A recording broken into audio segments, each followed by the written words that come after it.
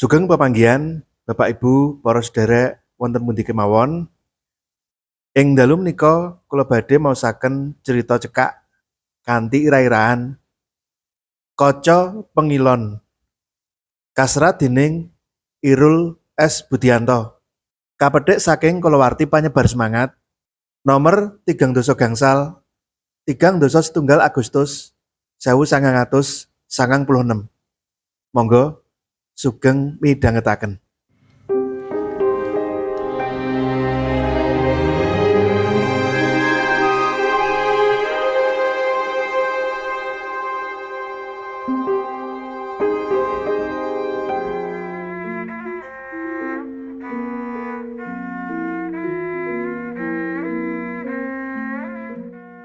Bengi iki nalika Glinding wis nglekar ing dipan arep mapan turu. Pikirane bali kelingan marang penjaluke Picis, bojone sing saikine ana ing sisihe. Wong wadon sing lagi dinikah kurang luwih karo tengah sasi kepungkur iku.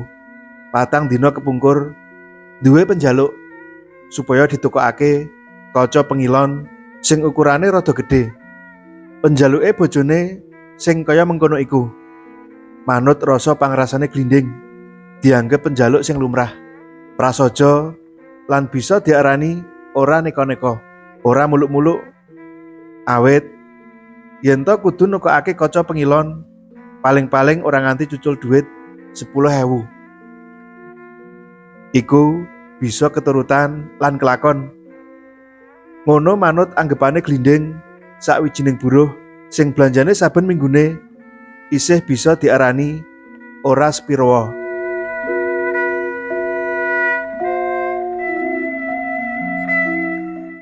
Kegawa saka gedene tresna marang bojone iku. Mula niate Glinding sesuk-esuk bakal menyang kutha. Sak perlu nukokake kaca pengilon. Karo meneh kanthi tuku kaca pengilon iku dirasa ora muspra. Awit kanthi kaca pengilon sing ukurane rada gedhe iku mengkone bisa dienggo ngilo lan dandan dheweke lan bojone. "Mas, dina minggu ngene kok dadak dandan mlitit, arep nyang ndi toh?" pitakone bojone sakwise mangerteni Glinding rampung dandan. Glinding mesem amba. "Arep nyang kutha." Wangsulane sak banjure enteng. "Aku arep tuku kaca pengilon." "Tenan kuwi, Mas?"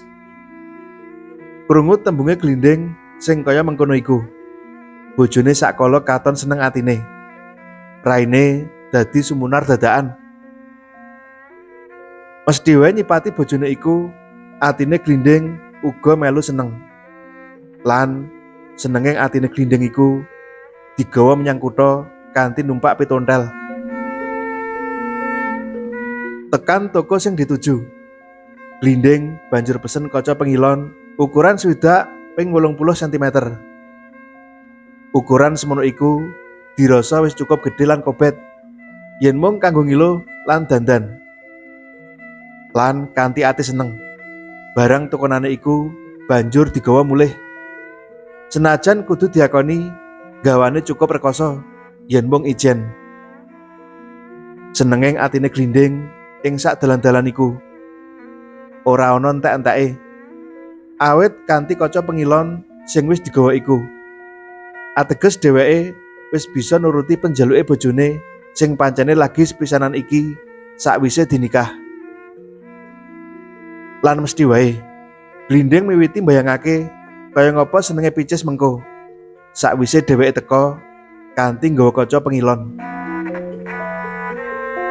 Kaca pengilon sing ukurane lumayan gedhe iku banjur dipasang ing kamar. Saben dina kaca pengilon iku digunakake kanggo ngilo lan dandan. Sak mangsa arep mangkat kerja lan acara liyane. Semono uga bojone. Rumangsa banget seneng merga bisa dandan ing sangarepe kaca pengilon ukuran semono iku. Saikine sakwise omah iku ana kaca pengilone, jalari ana owahan sethithik. Picis sing biyene sadurunge ana kaca pengilon arang-arang dandan. saikine malah kepara kerep.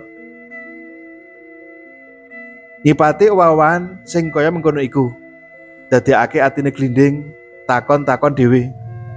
Geni yo bojone kerep dandan. Mengko gek-gek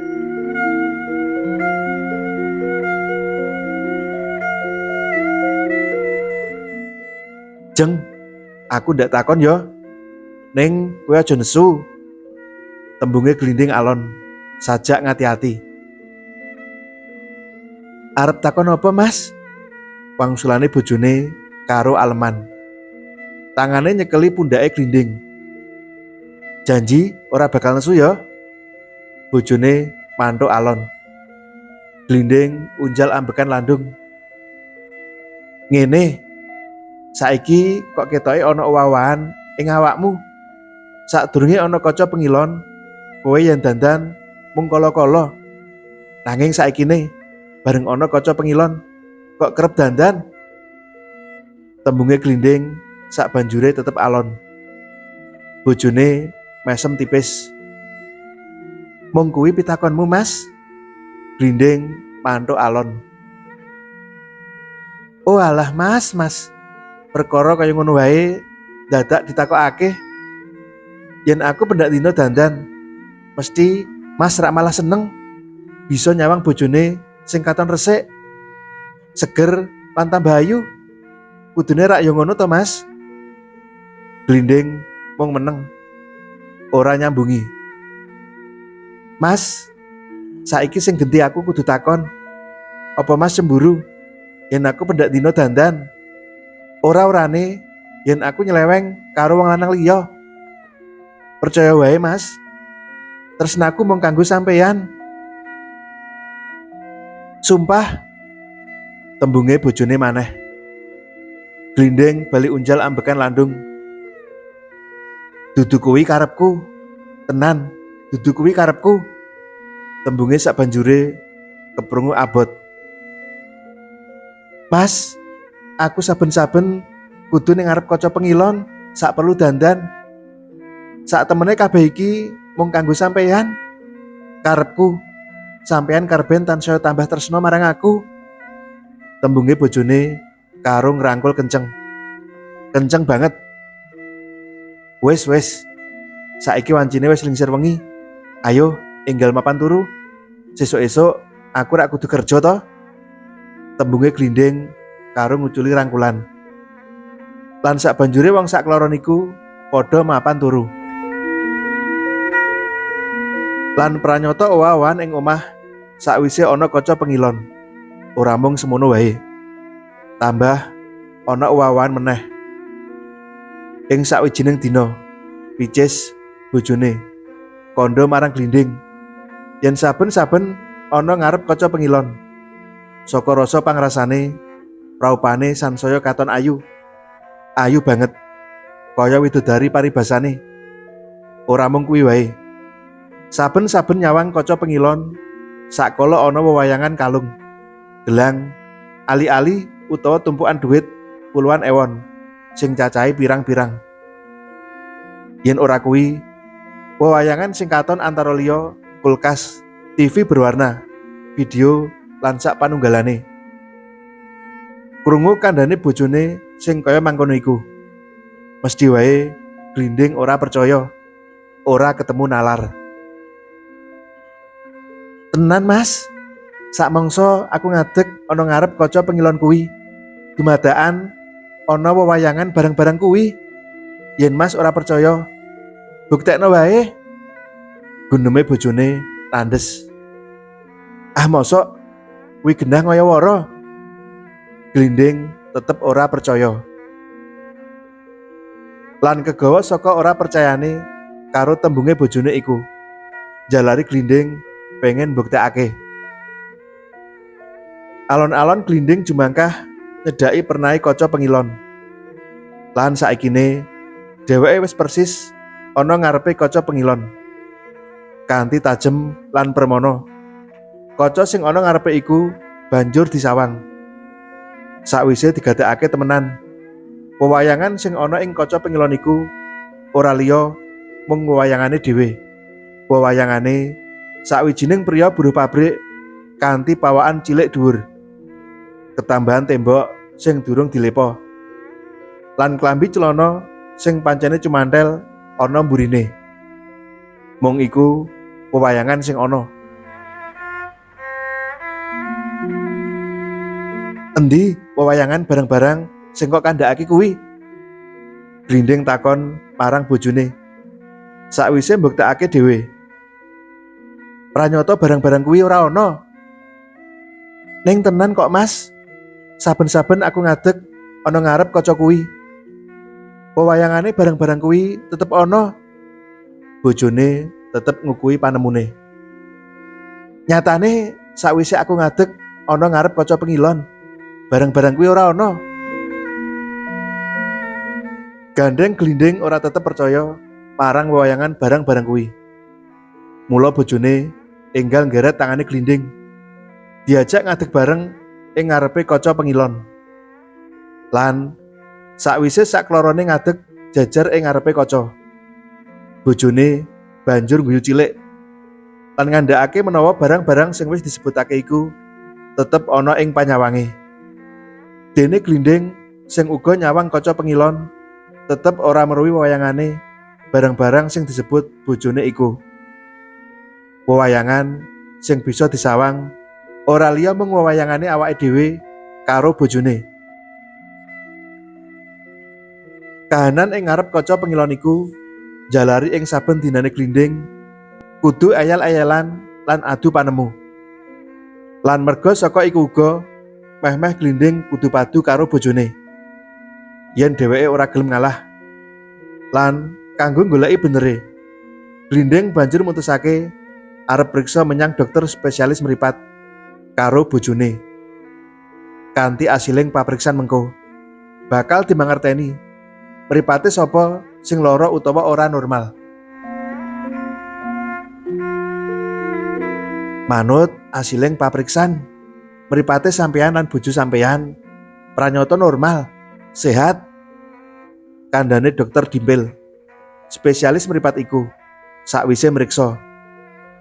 Krungu tembunge dokter Dimpil sing kaya mangkono iku, atine Glinding dadi lega lan trima meneng. Nanging picis bojone isih kober nakokake marang dokter Dimpil mungguh panyawange sing wis dialami. Estu dok, sauger kula ngadeg enten ngajeng kaca pengilon gadahan kula wewayangan kadosta kalung, gelang, kulkas, video lan barang-barang pengaji kados ngeten temtu wonten.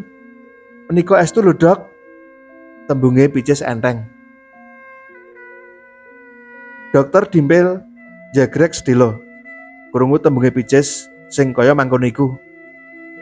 Ah, mosok to?